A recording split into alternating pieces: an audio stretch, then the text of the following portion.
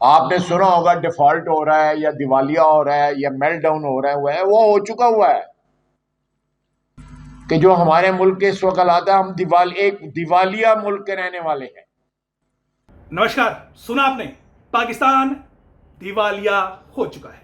Pakistan bankrupt मुल्क बन चुका है। हम काफी दिनों से इस बात की चर्चा कर रहे थे, लेकिन आखिरकार पाकिस्तान के फेडरल मिनिस्टर, पाकिस्तान के डिफेंस मिनिस्टर ख्वाजा आसिफ ने भी सार्वजनिक मंच से इस बात की घोषणा कर दी है कि पाकिस्तान दिवालिया होने वाला नहीं है, पाकिस्तान दिवालिया हो चुका है। इसका सीधा मतलब यह है कि आने वाले दिनों में पाकिस्तान का सबसे बदतरीन फेज शुरू होने वाला है और हम आगे आने वाले दिनों में देखेंगे कि पाकिस्तान की आर्थिक इकोनॉमी, पाकिस्तान की स्टैब्लिशमेंट, पाकिस्तान के जो सामाजिक ताना बाना है वो किस तरह ताश के पत्तों की तरह बिखरता है, वो हम आगे आने वाले दिनों में देखेंगे। हम देख चुके हैं कि पाकिस्तान का जो फॉरेन एक्सचेंज रिजर्व है वो $3 बिलियन से भी नीचे जा चुका है, जिसका सीधा मतलब यह है कि पाकिस्तान के पास अब किसी तरह का कोई रिजर्व नहीं है, डॉलर नहीं है कि वो अब किसी तरह का कोई सामान आयात कर सके, जिसमें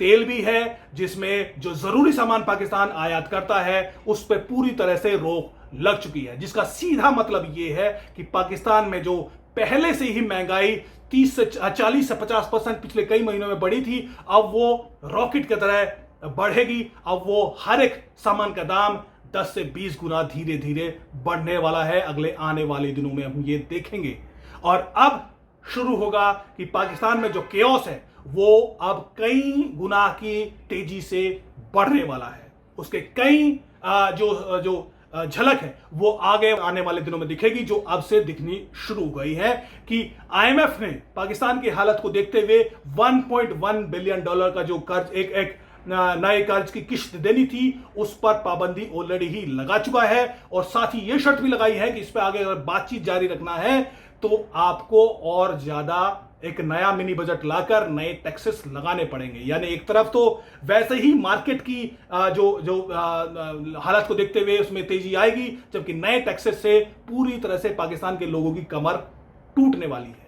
लेकिन ये इससे जो भी हो पाकिस्तान का हो, उससे पाकिस्तान की सरकार, पाकिस्तान के स्टेब्लिशमेंट को लेना देना हो ना हो, 3 स्तर पर अभी पाकिस्तान बेहद कमजोर होने वाला है, जिसके नतीजे अभी से दिखाई देने लगे। एक, पाकिस्तान की आर्मी में जो फूट है वो अभी से नजर आने लगी है। दूसरी, इमरान खान सत्ता में वापसी के लिए इमरान खान ने बुधवार से जेल भरो तहरीक शुरू करने की ऐलान कर दिया है, जिसका सीधा मतलब यह है कि पाकिस्तान के पूर्व प्रधानमंत्री इमरान खान ने अंतिम चाल चल दी है।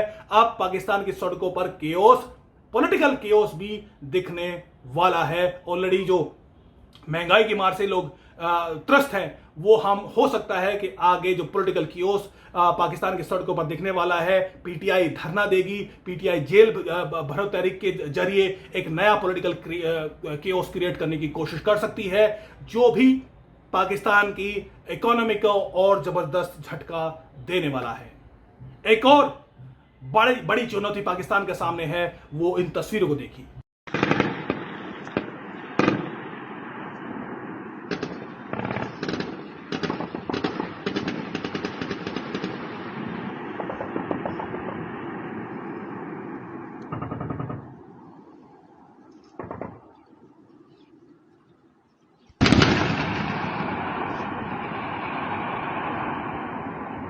ये तस्वीरें दरअसल पाकिस्तान अफगान तालिबान की हैं और ये पाकिस्तान जो अफगानिस्तान बॉर्डर है वहां की हैं, जहां पर अफगान तालिबान और पाकिस्तान की आर्मी के बीच लगातार फायरिंग जारी है।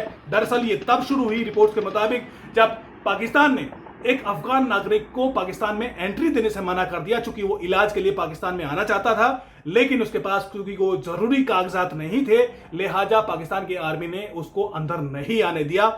इससे अफगान तालिबान इतने तिलमिलाए कि उन्होंने पाकिस्तान की फोर्सेस पर फायरिंग शुरू कर दी, जिसके बाद लगातार कई घंटों से दोनों देशों के बीच फायरिंग बॉर्डर पर लगातार जारी है। लेकिन यह मसला उतना आसान नहीं है। पाकिस्तान कई महीनों से अफगान तालिबान पर यह आरोप लगाता रहा है कि अफगान की धरती से टीटीपी और जैसे इस्लामिक स्टेट जैसे आतंकी संगठन लगातार अफगान की धरती पर बैठकर पाकिस्तान में लगातार हमले कर रहे हैं। हमने केपीके में देखा कि दर्जनों कई बड़े हमले हाल के दिनों में हुए हैं, पंजाब प्रांत में भी हमले हुए हैं, और हाल ही 2-3 दिन पहले कराची में सिंध पुलिस के मुख्यालय हेडक्वार्टर में एक बड़ा हमला किया गया इस्लामिक स्टेट के आतंकियों द्वारा, जिसके बाद पाकिस्तान बेहद बिलबिलाया हुआ है। और पाकिस्तान के विदेश मंत्री बिलावल भुट्टो ने हाल ही में विदेश में एक बयान दिया जिसमें उसने कहा कि हम नहीं चाहते कि अफगान की धरती पर जाकर उनके खिलाफ युद्ध लड़ा जाए, लेकिन वो ऐसा कर भी सकते हैं, जिसके बाद अफगान तालिबान है वो पूरी तरह से तिलमिलाया हुआ है। उनके विदेश मंत्रालय के प्रवक्ता अब्दुल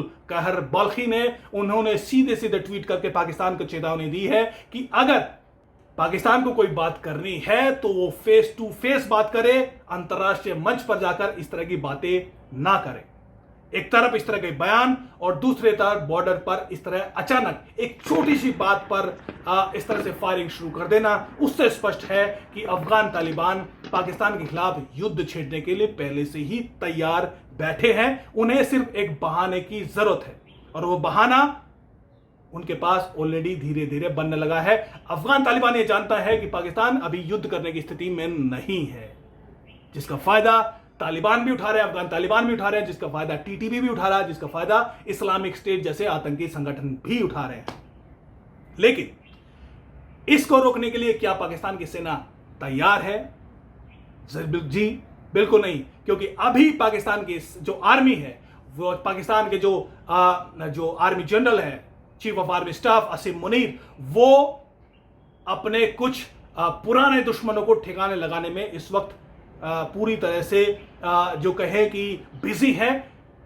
और ये ऑफिसर्स कौन है? इससे पहले जो आईएसआई के डीजी थे फैज हमीद, जिनको माना जाता है कि वो इमरान खान के बेहद करीब थे जब वो डीजी आईएसआई रहे, और वो बाजवा से भी के विरुद्ध जाकर वो पाकिस्तान के प्रधानमंत्री इमरान खान के फेवर में काफी कुछ उन्होंने किया। हमने देखा कि जब आसिम मुनीर पाकिस्तान के चीफ ऑफ आर्मी स्टाफ बने, नए आर्मी चीफ बने, तो उन्होंने अपनी शपथ लेने से पहले, यानी पदभार संभालने से पहले ही फैज हमीद जैसे जनरल को, जो कि आईएसआई के डीजी थे, उनको पहले से ही इस्तीफा देकर आर्मी से बाहर कर दिए गए। लेकिन अभी उसके बाद भी जिस तरीके से इमरान खान लगातार हर एक मोर्चे पर पाकिस्तान की आर्मी के विरुद्ध युद्ध छेड़े हुए हैं, उसके बाद यह बताया जा रहा है कि अब आर्मी ने उन आर्मी ऑफिसर्स को जो अभी आर्मी में हैं या फिर जो रिटायर हो चुके हैं, उन पर नकेल कसना शुरू कर दिया है। पाकिस्तान की मीडिया के माने तो ये खबरें इस वक्त पाकिस्तान में सोशल मीडिया पर चर्चा में है कि पूर्व आईएसआई डीजी फैज हमीद, न सिर्फ फैज हमीद बल्कि उनके जितने करीबी अफसर हैं उनको गिरफ्तार भी किया जा रहा है, उनको बर्खास्त भी किया जा रहा है। हाल ही में यह भी खबर आई थी कि तो फैज हमीद के एक भाई हैं जो कि रावलपिंडी में नायब तहसीलदार थे, उनको भी बर्खास्त कर दिया गया है, बाकायदा उसको ऑफिशियल नोटिफिकेशन जारी किया गया। यानी अब इतना तय है कि फैज हमीद को आर्मी रास्ते से साफ करना चाहती है, जिसका अंतिम जो निशाना होगा वो इमरान खान होंगे। और उसमें एक नाम है जो कि मेजर हुआ करते थे और पाकिस्तान के पूर्व प्रधानमंत्री इमरान खान के एडीसी हुआ करते थे। इन पर यह आरोप है कि जब ये शहबाज शरीफ ने पदभार संभाला तो उस वक्त भी एडीसी थे और ये पीएमओ में थे, और तो उन्होंने वहां पर इस तरह के डिवाइसेस लगाए गए जिससे शहबाज शरीफ के जो मीटिंग्स उनको टैप किया गया, उनकी ऑडियो लीक भी बाद में हुई। तो अब आसिम मुनीर ने उन आर्मी ऑफिसर्स को सफाया करना शुरू कर दिया है, और जैसे कि खबरें हैं कि इन आर्मी ऑफिसर्स की गिरफ्तारी भी हो चुकी है।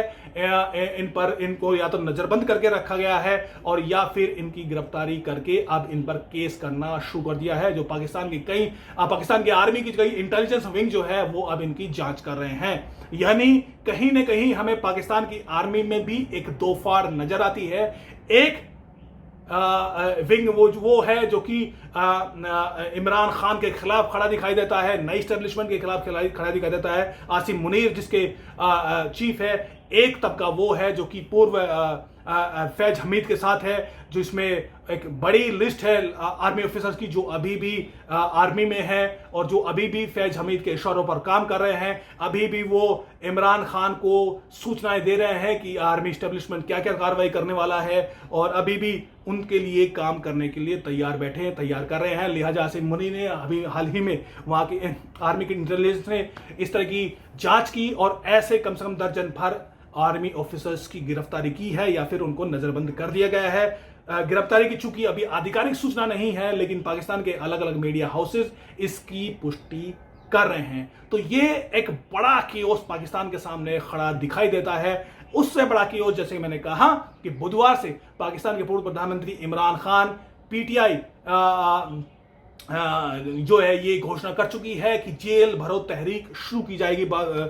इसका मतलब ये है कि इमरान खान ने ये घोषणा की है, आह्वान किया है कि पाकिस्तान के जो लोग हैं वो सड़कों पर आए, प्रदर्शन करें और प्रदर्शन करते हुए वो अपनी गिरफ्तारी दे, जिससे जेल भरे और पाकिस्तान में एक केओस जैसी स्थिति पैदा हो और अंततः पाकिस्तान की जो स्टैब्लिशमेंट है वो मजबूर होकर चुनाव की घोषणा करे या फिर इमरान खान को दोबारा सत्ता में बिठाए। यही नतीजा चाहते हैं इमरान खान।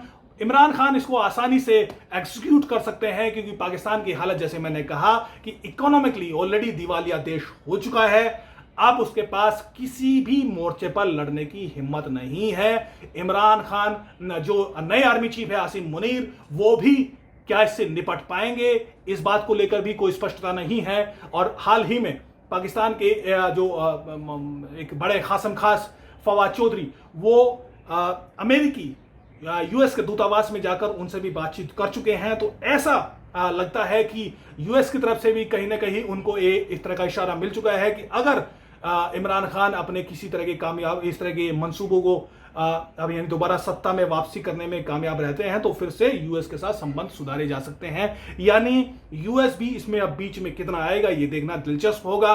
अब ऐसी स्थिति में मतलब ये है कि आगे आने वाले दिन पाकिस्तान के सबसे बदतरीन दिन होने वाले हैं, पाकिस्तान की एस्टेब्लिशमेंट के लिए भी, पाकिस्तान के आर्मी चीफ के लिए भी, पाकिस्तान की राजनीति के लिए भी, पाकिस्तान की जो स्ट्रेटेजिक राजनीति है उसके लिए भी, और पाकिस्तान के लोग तो निश्चित तौर पर हैं ही, उन्हें तो अंततः मरना ही है, चाहे वो टैक्स के बोझ के तले मरे, चाहे वो राजनीतिक कियोस्क के नीचे उनके मंसूबों को कामयाब करते हुए मरे, उनके लिए तो मरना ही तय है।